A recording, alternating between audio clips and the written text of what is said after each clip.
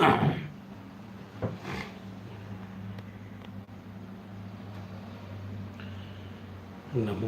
अरिहन्ताणं नमो सिद्धाणं नमो आयरीयाणं नमो उवज्झायाणं नमो लोये सव्साहुणं मङ्गलं भगवान् वीरो मङ्गलं गौतमो गणी मङ्गलं कुन्दकुन्दाद्यो जैनधर्मोऽस्तु मङ्गलम् सर्वमङ्गलमाङ्गल्यं सर्वकल्याणकारकं प्रधानं सर्वधर्माणां जैनं जयतु शासनम् अज्ञानतिमिरान्धानां ज्ञानाञ्जनशलाकया चक्षुरुन्मीलितं येन तस्मै श्रीगुरवे नमः। आत्मा ज्ञानं स्वयं ज्ञानं ज्ञानातन्यत् करोति किं परभावस्य कर्तात्मा मोहोऽयं व्यवहारिणाम्।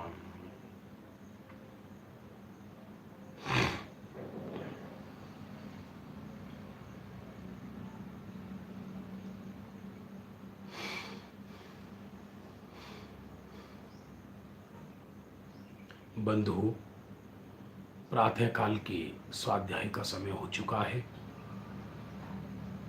प्रातःकाल पूज्य सोगानी जी के अनुपम बोल हैं, जो पूज्य गुरुदेव श्री के 45 वर्षों के प्रवचनों का सार है, जिसके अंदर कोई अतिशयोक्ति भी नहीं है, यथार्थ है ये बात। क्योंकि एक प्रयोजन भूत विषय की चर्चा की है, वो भी परम प्रयोजन भूत, जो दृष्टि सीधी बाहर से खिसक कर अपने स्वरूप में आ जाए, वो बात है। जीव 3 तरह के होते हैं: विस्तार रुचि, मध्यम रुचि, संक्षिप्त रुचि। ये संक्षिप्त रुचि वाले जीवों के लिए चर्चा है, जो फटाफट मोक्ष जाना चाहते हैं।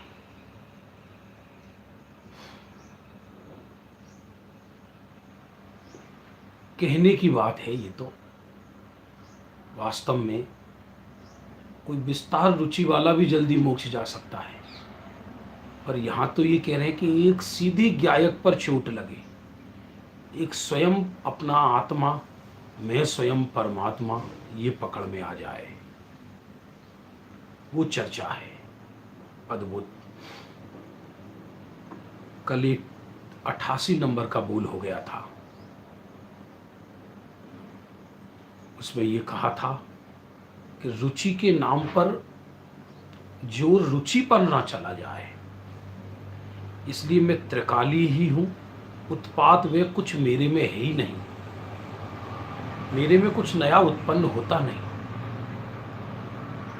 ये चर्चा हो गई थी। अब 89 नंबर बोल में प्रश्न है, शुरुआत वाला विचार में बैठता है तो मैं ऐसा हूं, मैं ऐसा हूं, ऐसा करता है तो घंटा आधा घंटा में थकान लगती है, सो क्यों?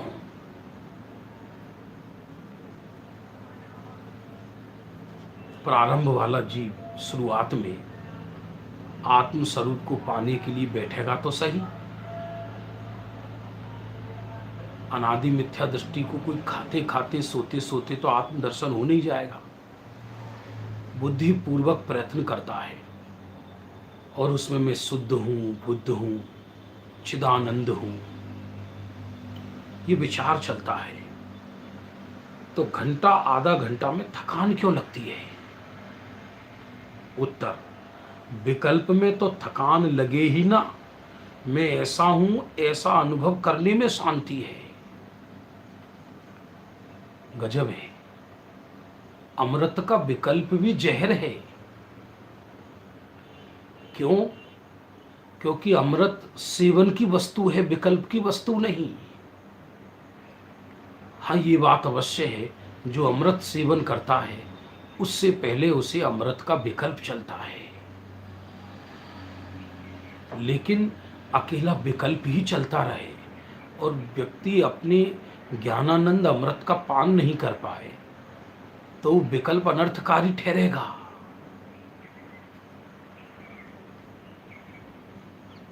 जगत के अन्य विकल्पों की तो चर्चा ही नहीं है, विश्व के अन्य विकल्पों की तो चर्चा ही नहीं है, संयोगों की, देह की, संसार की, इसकी तो बात ही नहीं है कि इससे को बात ही मत करना हमसे।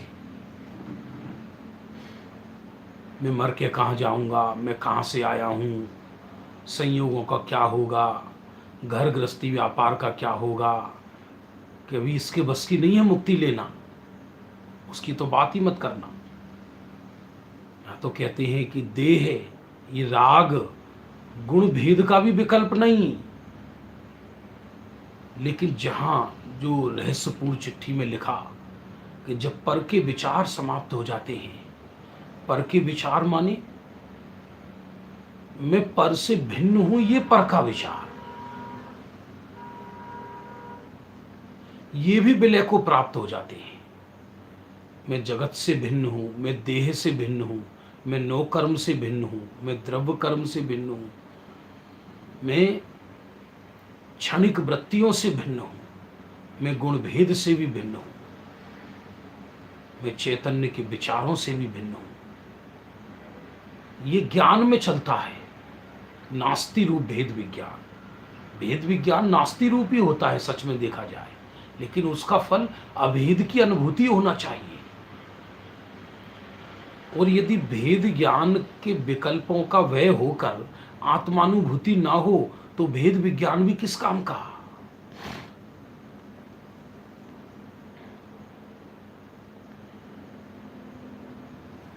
तो फिर केवल एक अस्थि के विचार रह जाते हैं, अंदर समाने से पूर्व, शुद्धोपयोग से पूर्व अस्थि के विचार रह जाते हैं।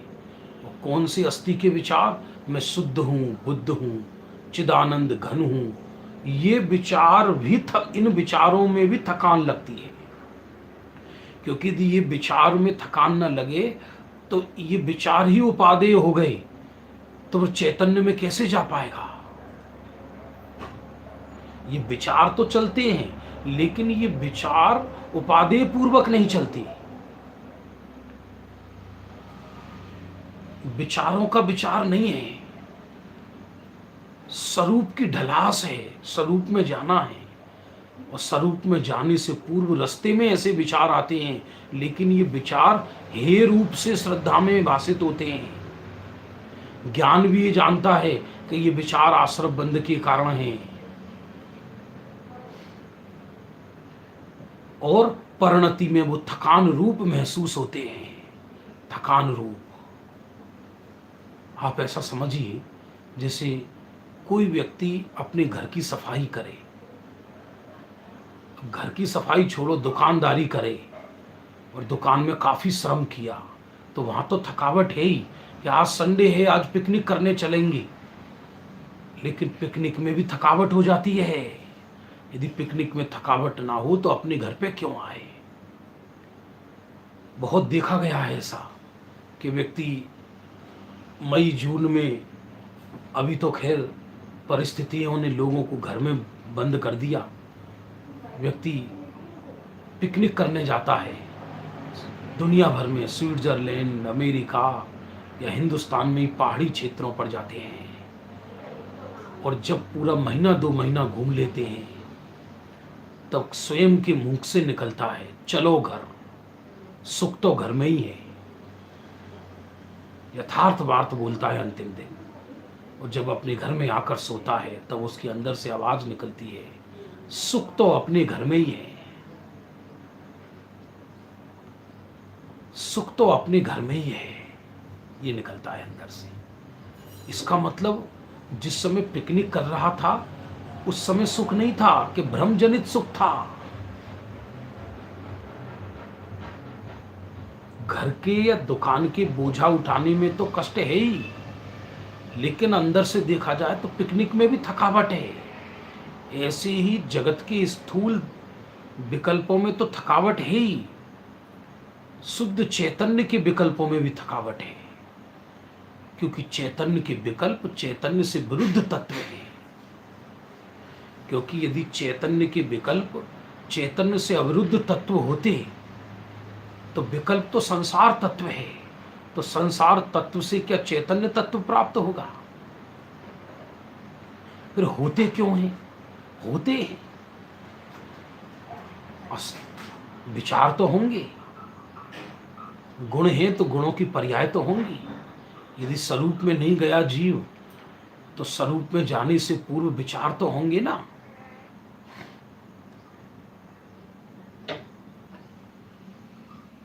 इसलिए विकल्प होते हैं, लेकिन परिणति में भी वो विकल्प की थकावट लगती है, माने चारित्र गुण की अस्थिरता में उसका जो वेदन होता है।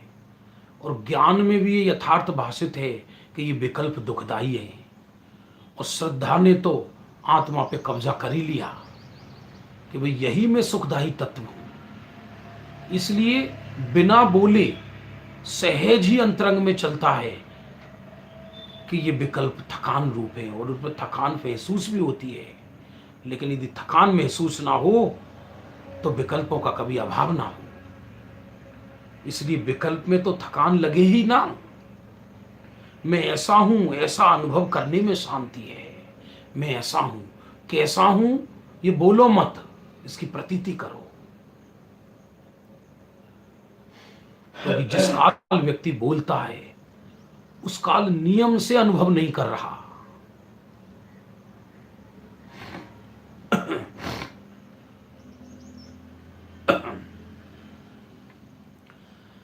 नब्बे नंबर बोल, वास्तव में तो एक एक बोल जुगाली करने जैसा है।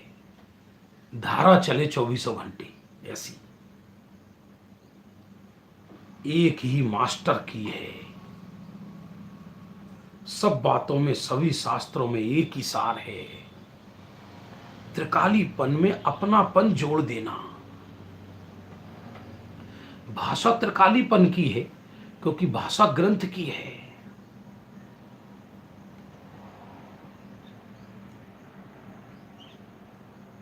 लेकिन त्रिकाली शब्द भी समझ में नहीं आए तो बस मैं शाश्वत चैतन्य तत्व हूं, इसकी प्रतीति चलती है। शाश्वत चैतन्य ये शब्द हैं, ये तो ज्ञान बोल रहा है। ये श्रद्धा का वर्णन ज्ञान मुख से है, क्योंकि श्रद्धा मुख से तो श्रद्धा का वर्णन होता ही नहीं है।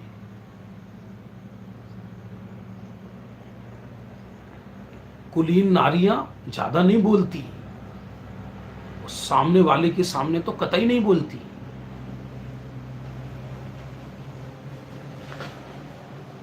इसलिए श्रद्धा का श्रद्धा मुख से वर्णन कैसे करें? श्रद्धा का श्रद्धा सापेक्ष वर्णन भी ज्ञान करता है। वर्णन करने का काम ज्ञान का है।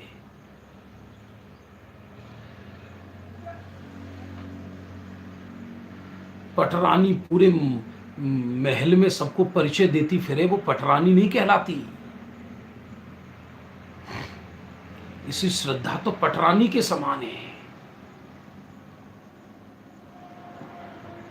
वो ज्ञान मंत्री के स्थान पर है, सेनापति और मंत्री के स्थान पर है। और त्रिकाली ध्रुव चैतन्य परमात्मा वो पति के स्थान पर है, सम्राट के स्थान पर है।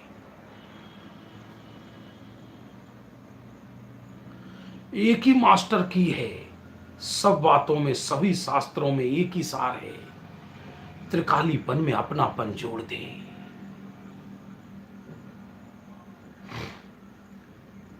अपने आत्मा में अपनापन जोड़ दे। आनंद के अनुभव में तो राग से भी भिन्न 91 नंबर का बोल। आनंद के अनुभव में तो राग से भी भिन्न चैतन्य गोला छुट्टा अकेला अनुभव में आता है। उसके आनंद की क्या बात करें? अंदर से निकलना ही गमे नहीं, बाहर में आते ही भट्टी भट्टी लगे। इस बोल से ऐसा प्रतीत होता है कि सौगानी जी स्वयं आनंद गोले का अनुभव करते थे। आनंद गोला माने शुद्धात्मा। भाषा ये बोली जाएगी, आनंद का अनुभव है शुद्धात्मा का अनुभव, और शुद्धात्मा के अनुभव के काल में आनंद की धारा बहती है, जिसका ज्ञान होता है और वेदन होता है। अनुभव के काल में अकेला शुष्क ज्ञान नहीं है, आनंद है। आनंद धार, ज्ञान और आनंद ये सहोदर हैं दोनों। जिस ज्ञान में आनंद ना हो वो सर्वहार है।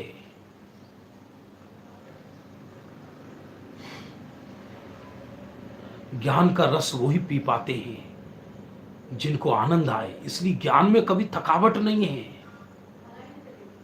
ज्ञान में थकावट हो तो केवली भगवान को फिर तो दुखी दुख होना चाहिए। तीनों लोकों को जानते हुए भी ज्ञान भी अनंत और आनंद भी अनंत। सच्चा ज्ञान तभी है जब आनंद हो, और यदि ज्ञान आनंद नहीं है तो ज्ञान सर्वहार है। ज्ञान गोष्ठी में गुरुदेव श्री से किसी ने प्रश्न किया, प्रभु द्रव्य किसे कहते हैं? उन्होंने उत्तर दिया, जिसमें से आनंद आए उसे द्रव्य कहते हैं। अब ये परिभाषा सिद्धांत प्रवेशिका में नहीं मिलेगी। ये ज्ञानियों की ज्ञान कोश से निकली हुई परिभाषा है।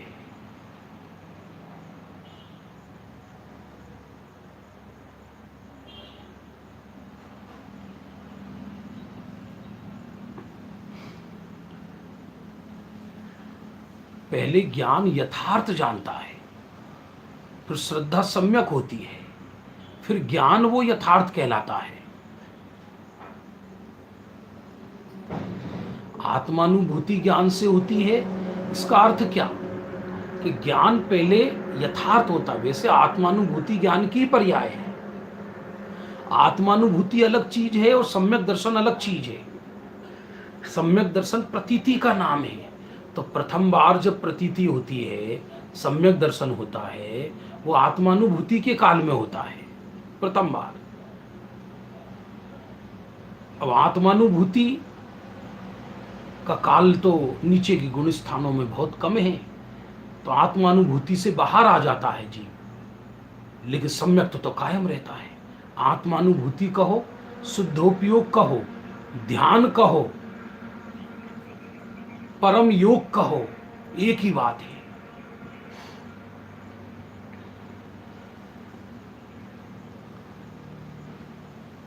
इसलिए त्रिकाली ध्रुव का अनुभव कहो या आनंद का अनुभव कहो, एक ही बात है। क्योंकि आनंद उस अनुभव में साथ साथ होता है नियम से, और उसमें भेद भी नहीं होता। क्योंकि आत्म अनुभव के काल में कोई ज्ञानी ये अनुभव करता हो, ये मैं त्रिकाली हूं और ये आनंद की धारा बह रही है अलग से, तो भेद खड़ा हो गया।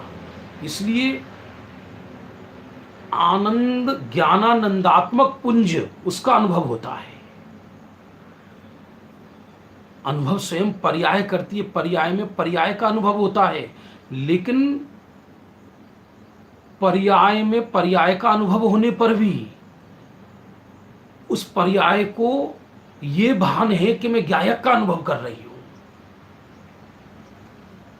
पर्याय में वो ज्ञायक आ जाता है माने पर्याय ज्ञायक में तन्मय होकर उसके सुर ज्ञायक से मिल जाते हैं, इसलिए वो ज्ञायक का अनुभव कहलाता है।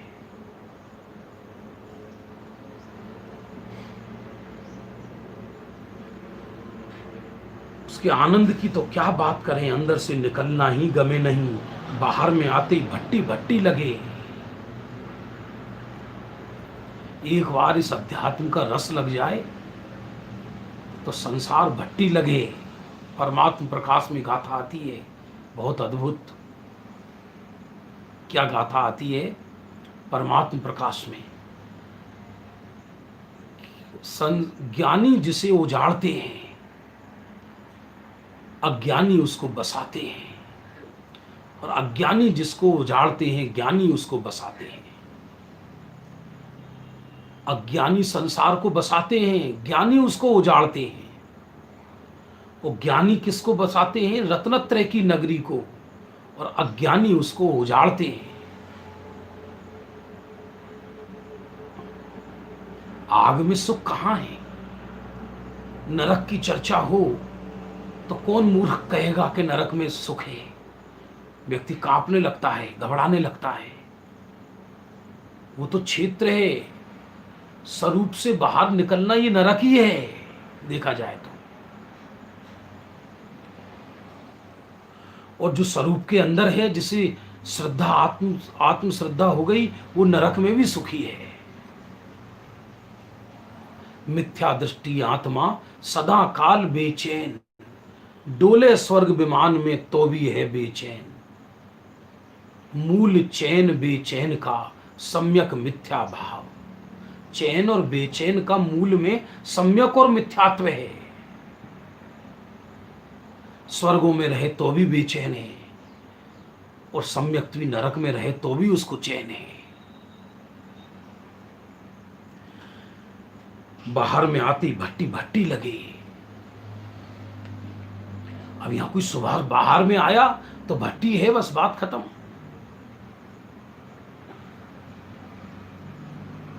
प्रश्न है 92 नंबर।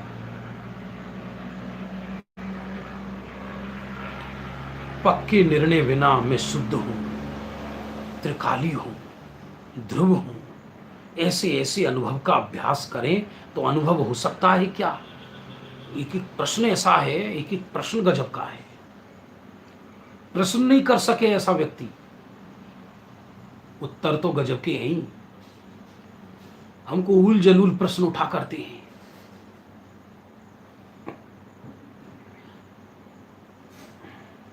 अप्रयोजन भूत तत्वों में ज्यादा प्रश्न उठा करते हैं। अप्रयोजन भूत तत्व का ज्ञान ज्ञानियों को नहीं होता, हम ये नहीं कह रहे, लेकिन पहले प्रयोजन भूत को तो समझ लो। व्यंजन बाद में खाना। यदि कोई पहले व्यक्ति भूखा है और उसको ऑप्शन दिया जाए तो तुझे क्या चाहिए, पानी या रसगुल्ला, दो में से एक चीज मिलेगी, और 7 दिन से भोजन नहीं मिला, बोलो आप ही बताइए क्या क्या लेना चाहिए उसे? तो पानी, क्योंकि रस भूखा, यदि जो 7 दिन से भूखा व्यक्ति है, यदि वो रसगुल्ला ठूस लेगा तो मौत हो जाएगी और प्यास लगेगी भयंकर। भोजन के बिना तो कई दिन रह सकता है, पर पानी के बिना कैसे रहेगा? तो पहले पानी से तृप्ति कर ले, फिर व्यंजन खा लेना। किसी को कैंसर रोग हो गया हो और इलाज सौंदर्यीकरण का करा रहा है, देह सुंदर कैसे हो इसका इलाज करा रहा है। अप्रयोजन भूत तत्वों में प्रश्न बहुत उठते हैं व्यक्ति को। कितने रत्न पड़े थे, कितने ये हुए थे, 132 सूरज, 132 चंद्रमा, वो विषय भी आ रहा है शाम को चर्चा संग्रह में। लेकिन उसमें से भी ज्ञान और वैराग्य का पोषण करना। उन जड़ विषयों को जानकर बुद्धि को नचाना मत। जिनागम का कोई भी विषय यदि विरक्ति प्रदान ना करे, स्वरूप की महिमा प्रदान ना करे, तो सच पूछा जाए तो ज्ञान का मनोरंजन कहलाएगा। ये प्रश्न टोडरमल जी ने लिखा रहस्यपूर्ण चिट्ठी में। ऐसे प्रश्न तुम सरीखे लिखे, ऐसे प्रश्न तुम सरीखे लिखे। क्योंकि रहस्यपूर्ण चिट्ठी का नाम रहस्यपूर्ण क्यों है? क्योंकि उसके अंदर ये प्रश्न किया गया कि आत्म अनुभव के काल में ज्ञानी को अनुभूति प्रत्यक्ष है या परोक्ष है? प्रश्न ही गजब का है। एक एक रहस्यपूर्ण चिट्ठी का एक एक पहरा, एक एक शास्त्र है। सम्यक्त्व के भी शुभाशुभ विकल्प क्यों होते हैं? शुभाशुभ विकल्पों की सत्ता रहने पर भी सम्यक्त्व कायम क्यों है? ये सब अनुभूति जन्य प्रश्न है, अध्यात्म के प्रश्न है। वैसा ही ये प्रश्न है प्रश्नकार का प्रश्न क्या है?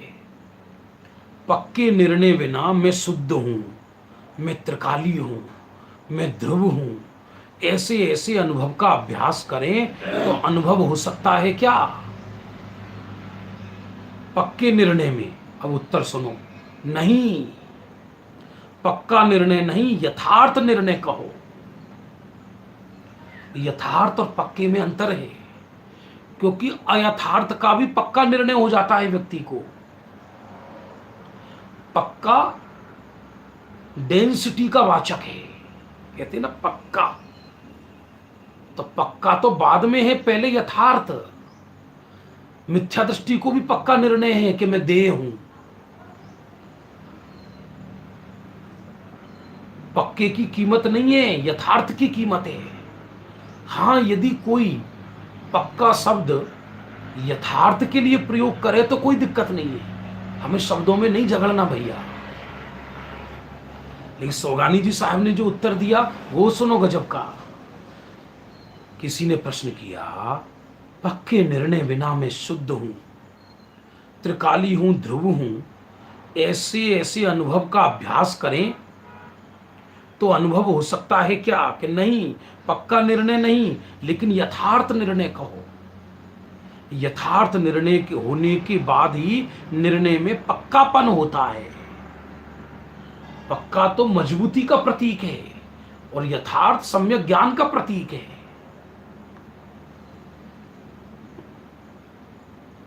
कीमत इसकी नहीं कि आप रास्ते में कितनी तेज दौड़ रहे हैं, कीमत इसकी है कि रास्ता कहां जा रहा है। गमन की गति से महत्वपूर्ण गंतव्य की दिशा है। यदि गंतव्य सही है तो मंद गमन भी उसको गंतव्य प्रदान कराएगा, यदि गंतव्य गलत है तो तीव्र गमन भी उसे विपरीत दिशा में ले जाएगा। इसलिए गमन ये अलग चीज है, गंतव्य ये अलग चीज है। तो पक्का निर्णय इसलिए यथार्थ निर्णय होने के बाद फिर यही हूं, ये पक्कापना आता है। जिसको 5वीं गाथा में अमृतचंद्र आचार्य देव समय सार में पढ़ाते हैं, बताते हैं कि मैं मेरे उस शुद्धात्मा को अपने संपूर्ण वैभव से दिखाऊंगा, शुद्धात्मा को संपूर्ण वैभव से दिखाऊंगा। क्या है वैभव प्रभु आपका?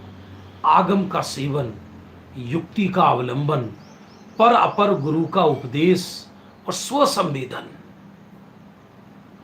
तो पहले जो यथार्थ निर्णय हुआ उसमें आगम का सेवन, युक्ति का अवलंबन, पर अपर गुरु का उपदेश निमित्त है। और वो यथार्थ निर्णय भी अनुभव के काल में जैसा हुआ वैसा ही है, केवल सविकल्प के काल में अथवा सम्यक तो सन्मुख को और सम्यक दृष्टि के निर्णय में कोई अंतर नहीं है, केवल अनुभूति का अंतर है। और यथार्थ निर्णय होने के बाद ही पक्का निर्णय पना होता है, फिर अनुभव होता है।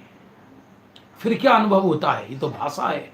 जैसे ही यथार्थ निर्णय सहित पक्का हुआ कि मैं ये शुद्धात्मा हूं, तत्काल श्रद्धा, ज्ञान, चारित्र सभी की पर्याय अंतरोन्मुखी हो जाती है।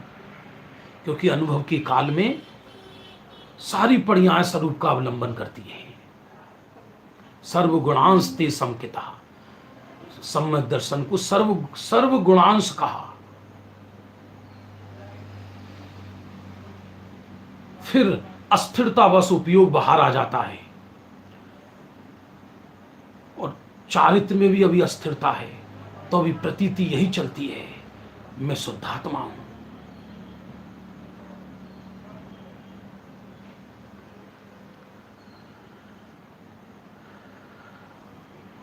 अब 93 नंबर का बोल है,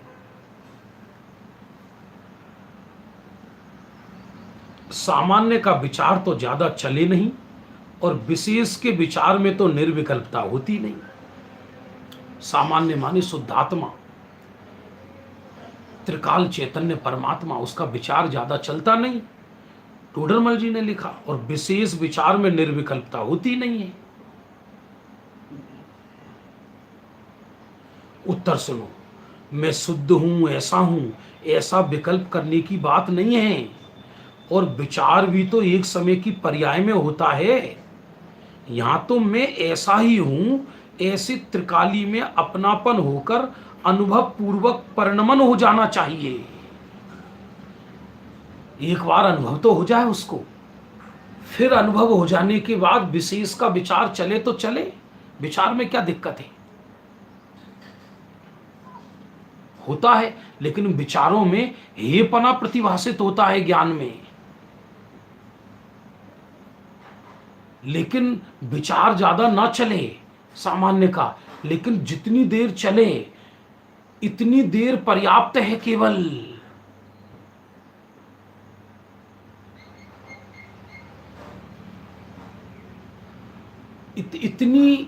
इतनी देर क्षण में बिजली के करंट के माफिक उपयोग जाता है भाई साहब।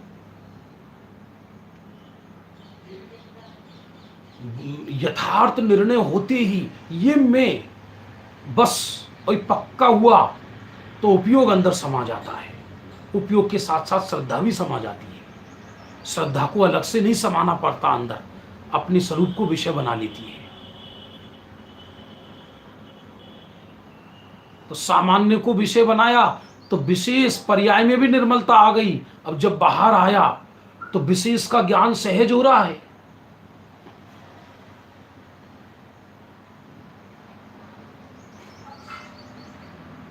विचार आदि तो पर्याय का स्वभाव होने से चलता ही है। पर्याय का स्वभाव है विचार। बाहर जब आ गया तो विचार चलेगा ही चलेगा। विचार से प्रतीति भग्न नहीं होती। विशेष के विचार से प्रतीति नष्ट नहीं होती।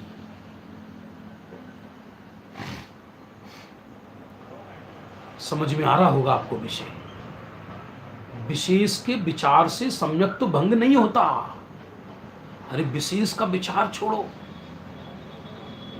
आत्म अशुभ का विचार चल रहा हो, जिस समय अशुभ में लीनता दिखाई दे उस समय प्रतीति नष्ट नहीं होती, सम्यक तो नष्ट नहीं होता। भोग के काल में भी सम्यक तो नष्ट नहीं होता, अपितु निर्जरा होती है। निर्जरा अधिकार, ज्ञानी के भोग निर्जरा हितु है।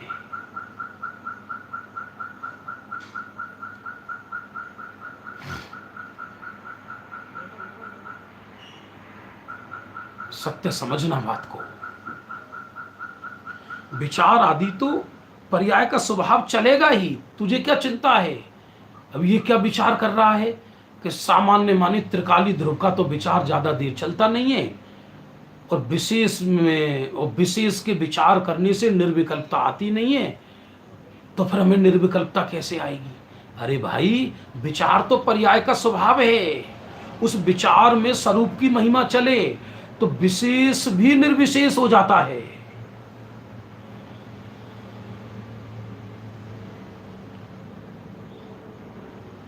परंतु जोर ध्येय स्वभाव की ओर रहता है।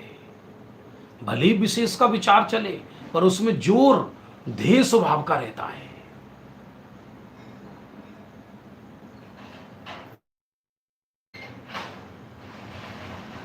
शूद्र के घर में जाने पर कोई शूद्र नहीं हो जाता।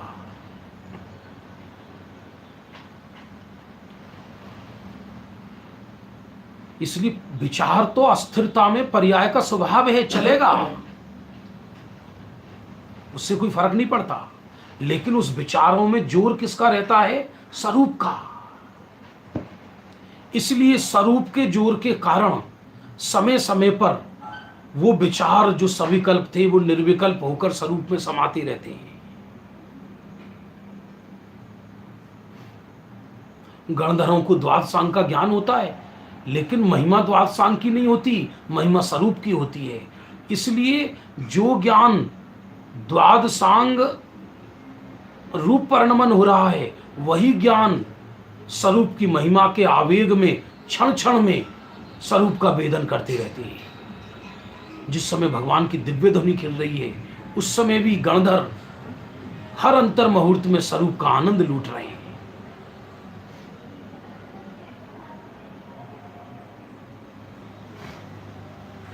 क्योंकि जोर ध्येय स्वभाव की ओर रहता है तो परिणति त्रिकाली की ओर ढल जाती है।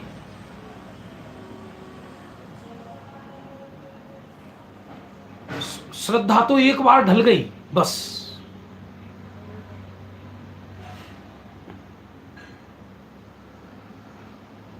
और यदि श्रद्धा भी नहीं ढली है मान लो, तो प्रथम बार गुरु उपदेश के निमित्त से स्वरूप का यथार्थ और पक्का निर्णय हुआ। पक्के और यथार्थ में अंतर समझ में आ गया होगा। तो उपयोग जैसे ही स्वरूप पर ढलता है तो श्रद्धा चारित्र सब स्वरूप को विषय बना लेते हैं।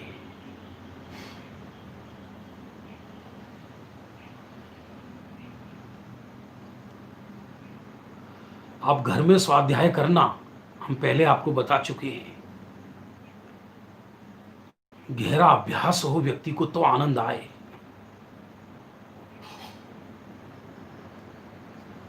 और 94 नंबर का 94 नंबर का बोल प्रारंभ होता है। चौथा गुण स्थान वाला जीव द्रव्य लिंग धारता है, फिर भी स्थिरता कम है। और पंचम गुण स्थान वाला अशुभ में विशेष हो, फिर भी स्थिरता विशेष है। अब बात समझना आप सोच रहे होगे हम तो मिथ्या दृष्टि को ही द्रव्यलिंगी समझते थे। ऐसा नहीं है। एक मिथ्यात्व हो पर 28 मूल गुण अखंड हो तो ये एकांत द्रव्यलिंग कहलाता है।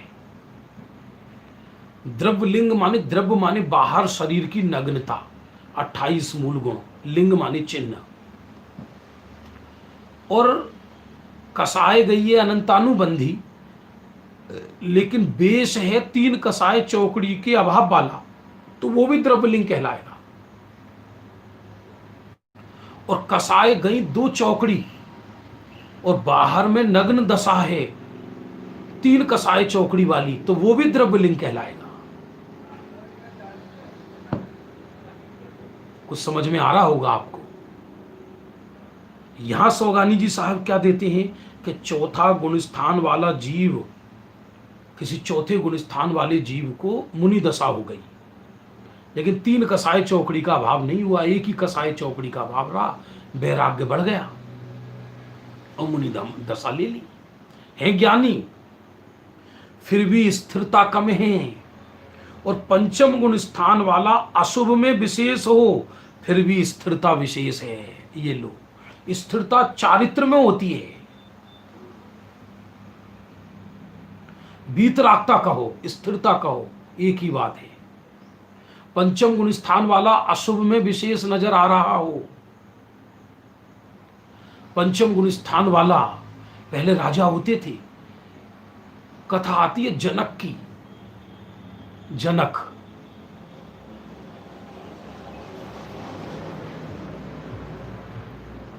कथाओं का भी अपना एक विशेष वैराग्य जागता है। कथाओं से व्यक्ति की परिणति विरक्त होती है, विरक्त।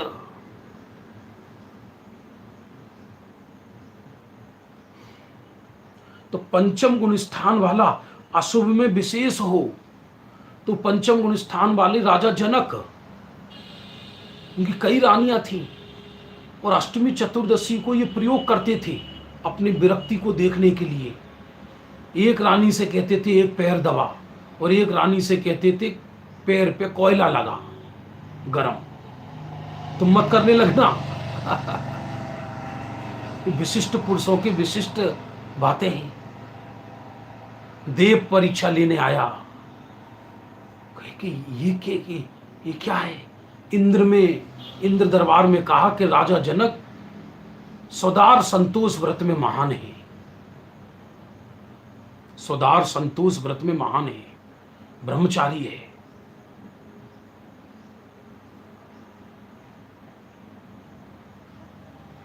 सौदार संतोष व्रत में और यह ब्रह्मचारी है, तो देखे हैं तो 4 स्त्रियां पंखे झुला रही हैं। देव कहता है कि महाराज, मैंने तो तुम्हारे ब्रह्मचर्य की प्रशंसा ऊर्ध्वलोक में सुनी है, और ये तुम क्या कर रहे हो।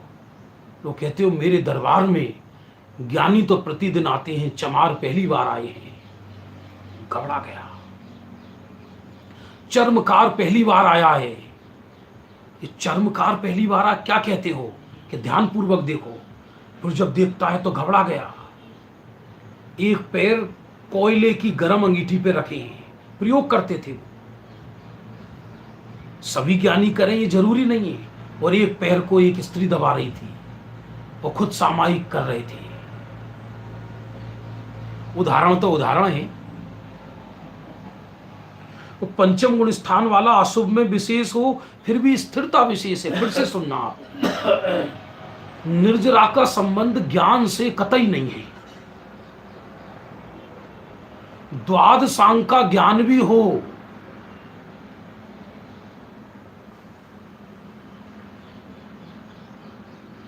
द्वादशांग का ज्ञान भी हो तो भी हो सकता है निर्जरा कम हो, और एक अक्षर का ज्ञान ना हो। एक अक्षर माने मुंह से जीव और अजीव नहीं बोल सके।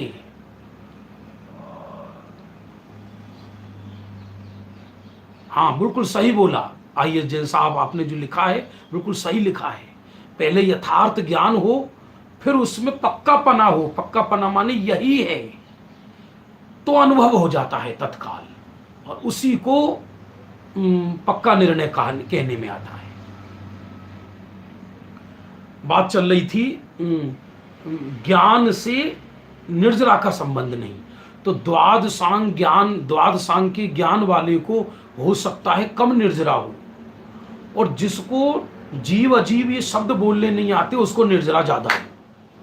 आप कहोगे कैसे? सुनो, भरत चक्रवर्ती को द्वादशांग का ज्ञान था, और सौधर्मेंद्र को द्वादशांग का ज्ञान होता है, और अहिमेंद्रों को द्वादशांग का ज्ञान है, सरवार सिद्धि की, तो भी उनकी निर्जरा अनंतानुबंधी के ही योग्य है मात्र। उतनी तो निर्जरा है मात्र। और शिवभूति मुनिराज, जिनको दो अक्षर का ढंग से ज्ञान नहीं, केवल इतना जाना कि छिलका भिन्न है और दाना भिन्न है, और केवल ज्ञान हो गया।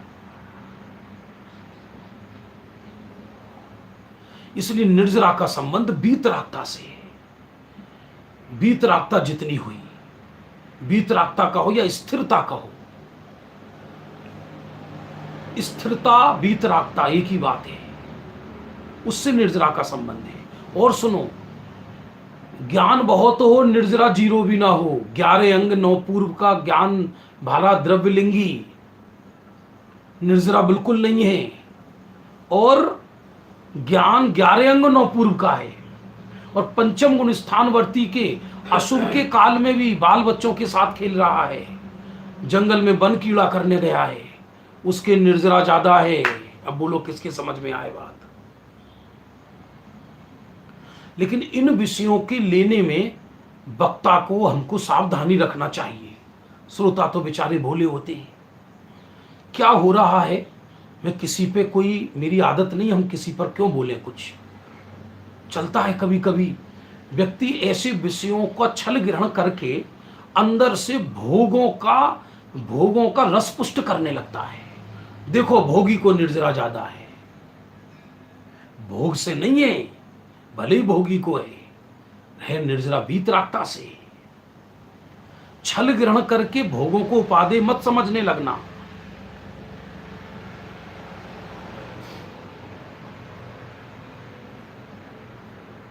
इसलिए निर्जरा का संबंध वीतरागता से है, सीधी बात है। तो पंचम गुण स्थान वाला अशुभ में विशेष हो, फिर भी स्थिरता विशेष है। गजब है ना, क्योंकि चौथे गुण स्थान वाले द्रव्यलिंगी के शुभ भाव में रस अधिक है और बाह्य उपयोग भी अधिक है। चौथा गुण स्थान वाला द्रव्यलिंगी है सम्यक दृष्टि, लेकिन वीतरागता उतनी नहीं हुई, तो शुभ भाव में अधिकता ज्यादा रहती है, और हर अंतर मुहूर्त में स्वरूप का अनुभव भी नहीं है।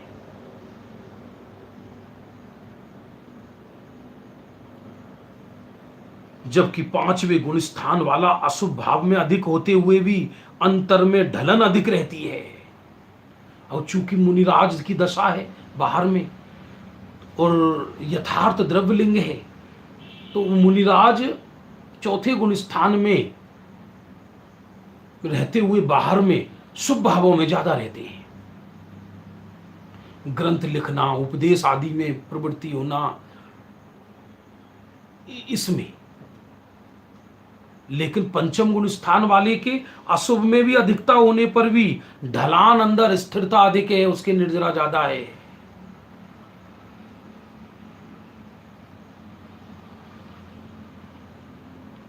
बहुत समझने का है। देखो, एक लेस्या होती है, लेस्या सम्यक दृष्टि के कृष्ण लेस्या हो सकती है और मिथ्या दृष्टि के शुक्ल लेस्या हो सकती है। जो कसायों की अभिव्यक्ति होती है बाहर में, उसको लेस्या कहते हैं, क्योंकि शुद्ध कसाय नाम की कोई चीज व्यक्त नहीं होती व्यक्ति को। कसाय तो पावर हाउस है, उसकी जो व्यक्ति है उसको लेस्या कहते हैं। कसाय से अनुरंजित योग के परिणाम वो लेस्या है। और हो सकता है कारण पाकर किसी की लेस्या शुक्ल हो, मिथ्या दृष्टि अंदर अनंतानुबंदी हो और बाहर शुक्ल लेस्या हो, गजब। और सम्यक दृष्टि हो और बाहर कृष्ण लेस्या हो, बताओ, हद हो गई। न्याय के लिए युद्ध में चला जाए लड़ने और मरने मारने पर उतारू हो जाए तो भी उसके कसाय शक्ति कम है। और एक एक ध्यान लगाकर बैठा है लेकिन देह में एकत्व बुद्धि है, उसके कसाय शक्ति अधिक है। शरीर के कोई सहस्र टुकड़े कर दे, मुंह से उफ ना करे, तो भी उसकी कसाय शक्ति अधिक है ये विचित्र जैन शासन। क्या विचित्र जैन शासन है, क्योंकि उसकी तो श्रद्धा ही अयथार्थ है, अभी मिथ्या दृष्टि है। देखो, चरणान योग में तो प्रशंसा, चरणान योग में प्रशंसा उसकी की जाएगी। चरणान योग का व्यवहार अलग है। फिर से सुनना, मजेदार बात। आप एक पंचम गुण स्थानवर्ती जिसके दो कसाय चौकड़ी का अभाव हो गया, वो वन जंगल में कीड़ा करने आया है, घूमने आया। वन जंगल में राजा महाराजा है और एक मिथ्या दृष्टि द्रव्यलिंगी, लेकिन यथार्थ उनको यथार्थ द्रव्यलिंग है। तो बताओ, नमस्कार उस पंचम गुण स्थानवर्ती को किया जाएगा या मुनिराज को किया जाएगा?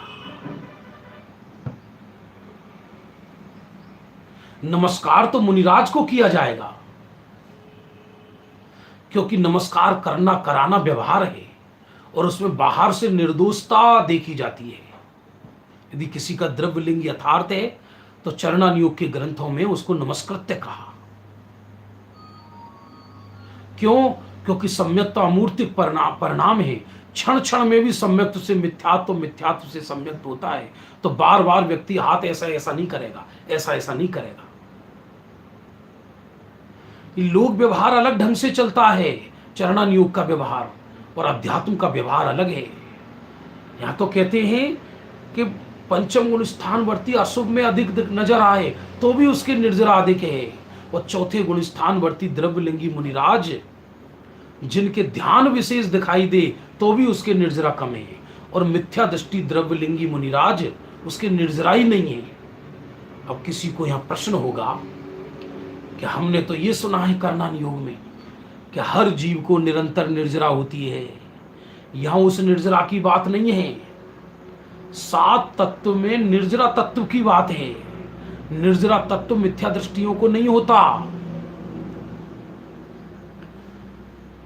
निर्जरा तत्व में अविपाक निर्जरा को लिया है, सविपाक निर्जरा को नहीं। और विषय फिर अलग है, 6 डाला में आया है। जो हम तुमको प्रति समय द्रव्य निर्जरा होती है, सम्यक्ति मिथ्यात्वी सबको, उसकी बात नहीं है ये। यहां निर्जरा का मतलब है मिथ्यात्व की निर्जरा, कसाय की निर्जरा, अज्ञान की निर्जरा, वो नहीं है। मिथ्यात्व तो पूरा बैठा है अंदर। जैसे कैंसर युक्त व्यक्ति को गहरा पेन किलर लगा दिया, गहरा पेन किलर लगा दिया, और गहरा पेन किलर लगाने के बाद जब लोग उससे मिलते हैं तो उसको, आज तो कैसे हो, हाँ स्वस्थ है, अब आज दवा लग गई, अब तो लगता है घर ले चलेंगे, बिल्कुल बिल्कुल स्वस्थ हो नजर आ रहे हैं, देखो बात भी कर रहे हैं, सब कुछ है, लेकिन अंदर से शरीर सड़ा हुआ है पूरा। इसलिए मंद कसाय का पेन किलर इतना लग जाता है कि बाहर में बिल्कुल स्वस्थ नजर आए, ऐसा लगे कि ध्यानी है, लेकिन देह में मूर्छित है।